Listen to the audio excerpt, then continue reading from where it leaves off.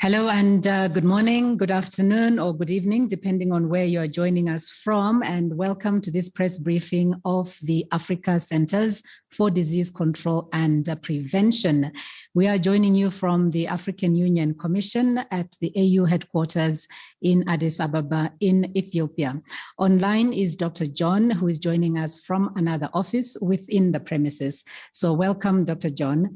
And before I hand you over to Dr. John, let me just give you the usual details on how you can send in your questions when we come to the Q&A section. So you can use the WhatsApp number plus 251 9455 2310 plus 251 9455 2310. Alternatively, you can come through live or use the question and answer section. So it's time now for me to say good morning to Dr. John from your office. How are you? And you have the floor. Thank you. Thank you so much, Wayne, and good morning to everybody. As usual, welcome to our weekly press briefing. At this time, I would like to share with you the situation of COVID-19 on the continent. But let me first of all apologize for last week that we were not able to be with you because we had the Executive Council of Foreign Ministers meeting, which COVID was central, and we had to brief them. And we'll have the opportunity during this meeting to also discuss that. So let's, as usual, do the epidemiological update and then review for you what the Africa CDC is doing, and then, of course, a review of the vaccine and vaccination situation. So let's start with the COVID epidemiologic situation on the continent. As of today, October 21st, a total of 8.4 million cases of COVID-19 have been reported on the continent, and that represents about 3.5% of total cases reported globally. A total of 216,000 deaths have been reported on the continent. That represents 4.4% of the overall global deaths. The following 5 countries are accounting for over 60% of the caseloads on the continent. That included South Africa with 35%, Morocco 11%, Tunisia 8%, Ethiopia 4%, and Libya 4%. If we now look at the third wave and the fourth wave, we realize that 45 countries in Africa, 45 countries are experiencing or have experienced the third wave. That represents 82% of all of our member states, all the 55 member states. Since the last time, we have not recorded any new country with a third wave. However, 7 countries are experiencing the fourth wave. They include Algeria, Benin, Egypt, Kenya, Mauritius, Somalia, and Tunisia. So that situation has not changed from last week. So in terms of the variants, 45 countries are now reporting the Alpha variant. 40 countries are reporting the Beta variant, and 41 countries are now reporting the Delta variant. And again, we can see quickly that since April, the Delta variant has emerged and is beginning to become the predominant variant across the continent. So if we now look at as usual, we do the comparison of the 4 weeks and then the 1 week. Since the period of October 11 and 17, and then we'll compare that with the week of the October 4th and 10 to have a trend on where we are with the continent. In terms of new cases over the last week, the continent recorded 41,000 new cases, and that represents a decrease of 17% over the previous week, a decrease of 17% over the previous week. And the trends by region are as follows. Southern Africa has recorded 24% of new cases, East Africa 20%, Central Africa 10%, and West Africa 10%. If you now look at the number of deaths, new deaths since last week, as a continent, we have recorded 1,481 new deaths since last week, compared to the previous week, where we recorded 1,892 deaths.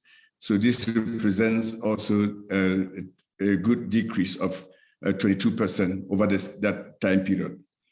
So let us now look at the 4 weeks period. That is the period between 20th September and 17 October. Over that period of time, that is the last 4 weeks, the continent observed a 23% average decrease in new cases. And I'll give you the trends. 7% increase in Central Africa, 28% decrease in Southern Africa, 24% decrease in East Africa, 18% decrease in North Africa, and 16% decrease in West Africa. So overall, with the exception of Central Africa, we see good and steady decreases. So in terms of new deaths over the last 4 weeks, we have observed a 20% average decrease in new deaths over the last 4 weeks, with the following trends. Unfortunately, Nigeria, Egypt, and Ethiopia have all witnessed increases, but South Africa, DRC, and Kenya have recorded steady decreases in deaths. Testing. As a continent, cumulatively, we have conducted a total of 75 million COVID cases. Of that, the continent conducted 750,000 new COVID cases last week. But unfortunately, that represents a slight decrease of 7% over if you compare to the last week. The cumulative positivity rate remains high, around 11%. We want to be at 5% if that is the intended target. So over the last week, we have been supporting countries on their vaccination program. I mean, as you are aware, we are in partnership with the Mastercard Foundation under an initiative called Saving Life, Saving Livelihood. And we have programs that are going on now in South Sudan, Sierra Leone, Cameroon. And that program will continue to expand and bring in new countries as we support them to roll out vaccination. I think that is a segue to discuss the vaccination update. As of today, the continent has secured or procured 252 million doses of COVID vaccines from 53 member states. Of that number, 176 million doses have been administered, representing 70%. The overall coverage of in Africa stands at 5.23%. That is the number of people that are fully vaccinated. Fully vaccinated meaning either receiving the single dose of Johnson & Johnson or the double dose of the other vaccines. So countries continue to make progress. We are excited with the progress in Morocco, where about 56% of its population, of the eligible population, is fully vaccinated. Egypt is about 6.7%, South Africa 17%, Algeria 9.5%. Tunisia is coming up very strongly with 27% fully vaccinated. If we look at the distribution of vaccines, the AVAT doses, we continue to deliver those from the Johnson & Johnson, and deliveries of 650,000 doses went to 2 member states last week. They include Benin with 189,000 doses and Uganda 460,000 doses. A total of 5.8 million doses of vaccines have been delivered by the AVAT mechanism so far, but more deliveries are scheduled to begin very, very soon. So till today, if you add the last week number of the numbers that went to the 2 countries, that is Benin and Uganda, to the 5.8 million doses, it tells you that as of today, we have delivered from the AVAT mechanism 6.4 million doses of the Johnson & Johnson vaccines. So as you all heard in the news, Burundi has started receiving vaccines. That is very, very good news. So we are making good progress. And these are essentially vaccines from the Sinopharm from China. So I think let me pause there for the vaccines and then discuss the summit. At the summit, essentially a report was tabled by President Cyril Ramaphosa, who is the COVID champion. And it is a report that was designed to give an update to the head of states on what the COVID situation is and where we go from here. President Ramaphosa put out a 10-point plan that was proposed by the panel that he has put together, including experts across the entire continent. And very importantly, first of all, was the support that the commission, the COVID commission that he is chairing, is providing is providing to the concept of the global treaty. But second to that was the recognition that Africa will need to get itself more organized and try to secure a treaty that will coordinate how we function. If you recall, everything we've done since the start of this pandemic was based on cooperation, coordination, collaboration, and communication, the 4 C's. But there's absolutely no treaty that binds countries or that says that countries have to work with us. So I think that is what the commission is proposing. Commission meaning the COVID commission is proposing that we should come together as a continent and strengthen and empower response and preparedness processes, and then also have a treaty that will oblige us to work closely if the next pandemic will hit, and in terms of governance as well. It also, the proposal also included upgrading the COVID response fund that you all are aware that has been at the AU since the start of the pandemic into a more African pandemic response fund. I think those are all very, very exciting developments. And if done, this is all proposals. And if endorsed and carried forward, it would really we believe it will be a very strong mechanism to coordinate with a global mechanism so that we continue to enhance our global health security architecture. So we are really excited with this and look forward to, in the coming weeks, to developing it further and with further consultations. And of course, it will go through the multiple channels at the African Union level before it is considered. So thank you, Wayne. I just wanted to bring you update on what happened during the summit, the highlights indeed, and then I will stop here and turn it back to Wayne. Indeed, thank you very much. That was the update, the continental update from Dr. John Nkengasong, who is the director of the Africa CDC. So now we have colleagues who are on standby to ask their questions online. And let me just give that WhatsApp number again. And it is +251 94 550 2310. +251 945502 310. Alternatively, you can come through live or send in your question through the question and answer section. So Dr. John, perhaps today we can just start by looking at the situation in Burundi. As you've said that they've just recently started their vaccination, but we've also seen reports of some citizens of that country saying that they will not vaccinate because of the strong rumors that whether they are vaccinated or not, they can still be infected by COVID-19 and also be able to pass it on. So they didn't really see much of a point, at least those that were on the news, some of them, they didn't really see much of a point in getting vaccinated. What would you say to people who are still being taken in by rumors such as this? So to our sisters and brothers in Burundi, this is a special appeal and it's a special call to action you all that these vaccines are very safe. These vaccines are efficacious.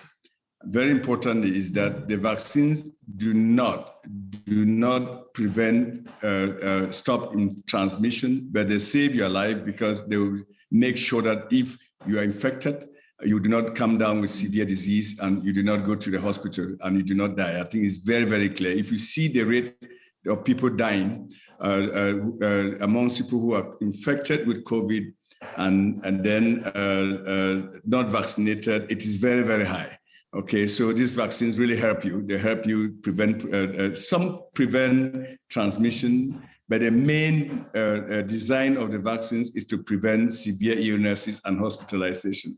So it's a special appeal to the people of Burundi that we fully understand that with the lack of the vaccines to be introduced in the country, that has created a gap for misinformation. But trust on your reliable sources of information, which is the Africa CDC or the World Health Organization, so that they can give you accurate information. Vaccines save lives. It has saved my life. It has saved lives of many others. So please take advantage of the arrival of these vaccines and go get vaccinated. Thank you very much. A strong call there for vaccination, with Dr. John saying that vaccines save lives. Let's move on now to Kara Anna, and she is with the Associated Press. She says, thank you for the briefing. Has Eritrea's government explained to you why it has not yet begun COVID-19 vaccinations? Not yet, and we will continue to engage. You all know, as I've always mentioned and discussed very openly in this platform, our vision is not to leave any country behind. You also recall that just a few months ago, there were 3 countries, was Eritrea, Tanzania, and Burundi. But look at where we are today. Burundi is on board, Tanzania is on board. So I have absolutely no doubt that Eritrea will be on board. You also recall that I made a trip personally to Tanzania, and if it requires that I need to make a trip to Eritrea, I will do so.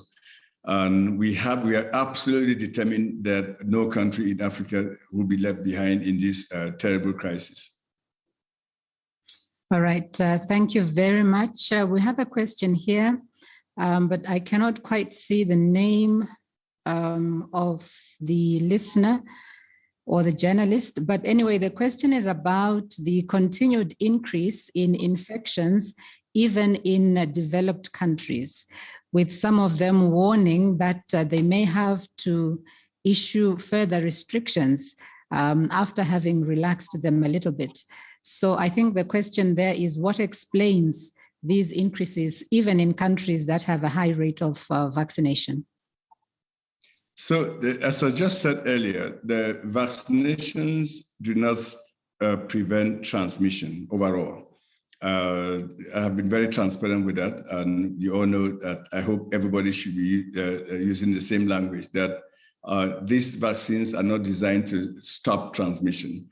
They only do that if we vaccinate at scale, if say 80 to or so percent or more than 70% of the population is, so that overall you have that level of a large number of individuals who have been vaccinated already. If you are all vaccinated, the lower the viral load, even if you are infected, the burden of the virus is low, And because of that, you expect that transmission will be limited.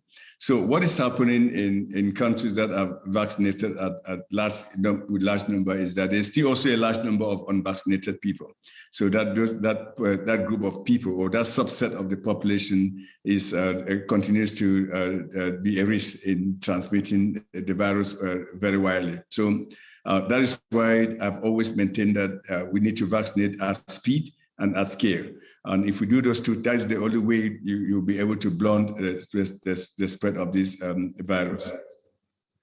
Thank you very much, John. We go over now to Sarah Jerving, who's with DEVEX. And she says, which countries are having challenges rolling out vaccines that they have received? And which particular challenges are they facing?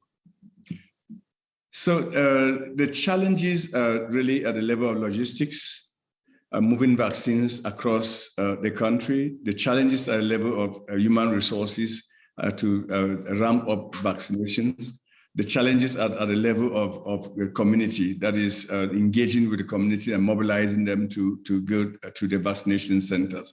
Those are the key challenges that countries are having. And countries are having that irrespective of where you are, I think. But I just shared some data with you where countries like Morocco, Tunisia, South Africa are beginning to make significant progress, which means once the community engagement process is right, you see that there will be a large number of uptake of requests for the demand side of the vaccine will increase. And we had this experience in Cameroon just a few weeks ago, where we met with religious leaders as part of the Saving Lives and Saving Livelihood initiative and talked to them. And they put out words there during the sermon, whether it was the Muslim sermon or the Catholics. And after that, we saw a remarkable uptake of number of people that came looking for vaccines. So I think that is the community engagement part is extremely important.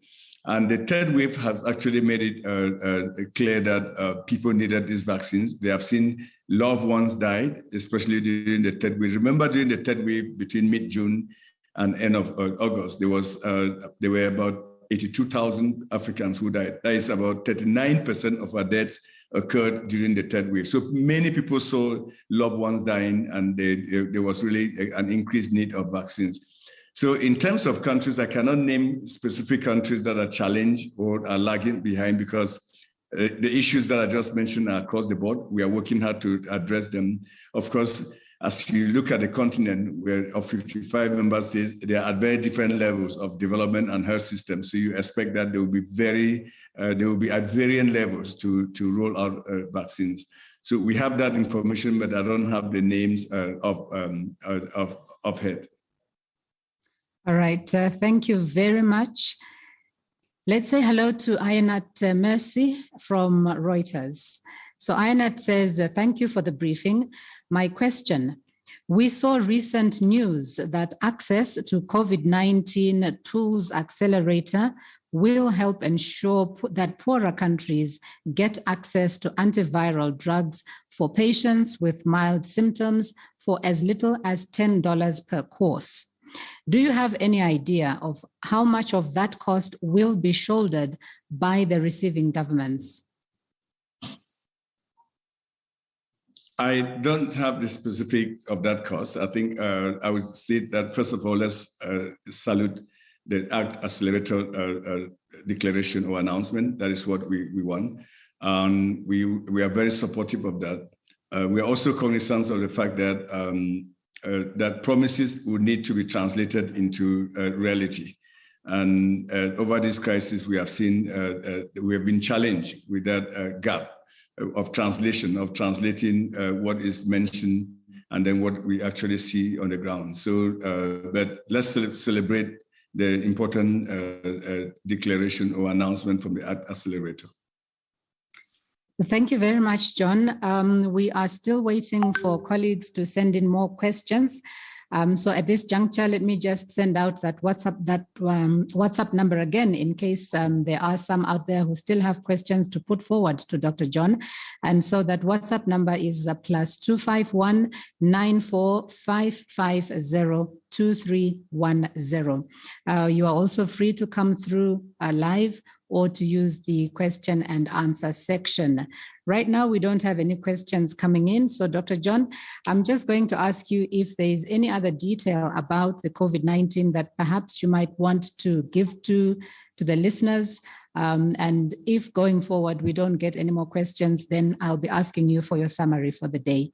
But for now, just is there any other information that you might have that would be of use?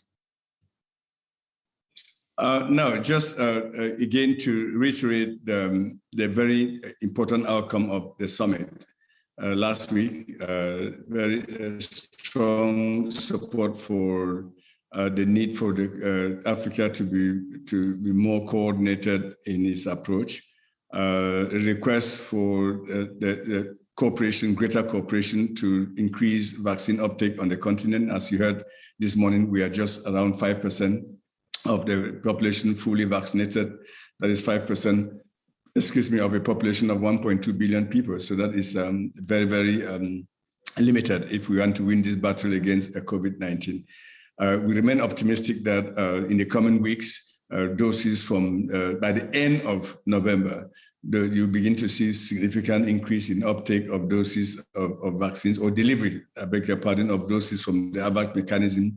And I would like to announce that in the coming days, we will be making an announcement on new vaccine delivery that myself and Mr. Strive Masiwa will be organizing a special press conference only to discuss the new developments in vaccine delivery on the continent. That will probably not wait until next Thursday, but probably will be around Monday or Tuesday. But by tomorrow, you will be able to have more information on that special news conference. All right, thank you very much. I see that Sarah Jerving has put up her hand. Sarah, please go ahead with your question.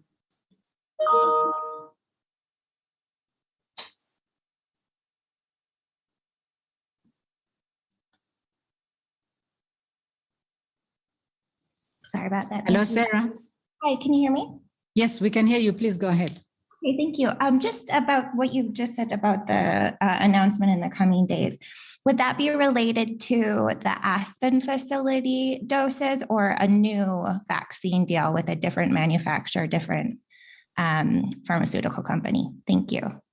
It will be about a new vaccine deal with a different vaccine manufacturing company, especially to be very, I hate creating suspense. It will be a new announcement with respect to Moderna vaccines that we are working with to secure additional doses from that. So, but Monday or Tuesday, you'll hear from us. You'll hear from Strive Masiwa, who is the special envoy, EU envoy on vaccine issues, delivery issues in Africa. All right, thank you. We have another question coming in from Kara Anna, and she says Ethiopia hosts the Africa CDC. She then alleges that medical supplies are not getting through to the Tigray region and goes on to ask the question, what are your concerns as COVID-19 and other diseases spread in Tigray? Ethiopia is the host of Africa CDC, but Africa CDC is an EU instrument. So the location itself truly doesn't matter. I think it could be in Cameroon or Zimbabwe or anywhere. But whether we are located in Ethiopia or we are located anywhere, the key message is the same. The message is that instability, of course, allows room for propagation of any infection, and not only the COVID-19. And of course, any crisis anywhere in Africa can only make it harder for us to fight the COVID-19 situation. So I think it's not unique for the Tigray region, but it is a common phenomenon that we see in crisis region of Africa or the world. Okay, thank you. I think we've now come to a time when we can go to your summary of the main highlights, because we do not have any more questions coming in. It's a slow day today. So please give us the summary of your main highlights that you want people to take away from the briefing today. Two highlights, Wayne. First of all is, again, reiterating my appeal to the people of Burundi to get out there en masse and get their vaccines, so that the whole of Africa approach is that we have been promoting is actually met. We are very excited that 500,000 doses of vaccines have arrived in Burundi. The population should get out there and know that by doing that, that is getting out to the vaccination centers, you are fulfilling our call to action, which is the social contract. A contract that says I will take responsibility of myself by vaccinating myself, protecting my neighbors, protecting my community, and protecting my nation. So that is a civil act that we must do, and is what we have been calling on everyone to do in Africa, what we are characterizing as signing a moral contract with ourselves. I think that is my appeal to Burundi. My second excitement, rather, is the outcome of the Head of State Summit, the prospects that the continent is really serious bent on strengthening its own coordinating mechanisms for this pandemic and subsequent pandemic. It still has a journey to go through different processes within the continent, but just discussing that and elevating that at the head of state level is really a sign of strong leadership. It speaks to the fact that the continent is yearning to take accountability seriously. That the continent is yearning to take its own health security matters into its hands. And it can only be celebrated if it goes through by the global health security community, because you facilitate that when the global health treaty is in place, that you have a continent that is organized and can speak to that continental treaty. So excuse me, I'm extremely excited with that prospect. So thank you, Wayne. Thank you so much. That brings our press briefing for today to an end. We were listening there to Dr. John Nkengasong, the director of the Africa CDC, who has said that at some point next week, either at the beginning or midweek, we might have a special press briefing with some news that they have from AVAT and from the Africa CDC. But otherwise, from us here at the African Union Commission, join us again for our standing briefing on Thursday next week at the same time. My name is Wayne Musabayana. Have a good week. Thank you, Wayne. Bye-bye. Bye-bye.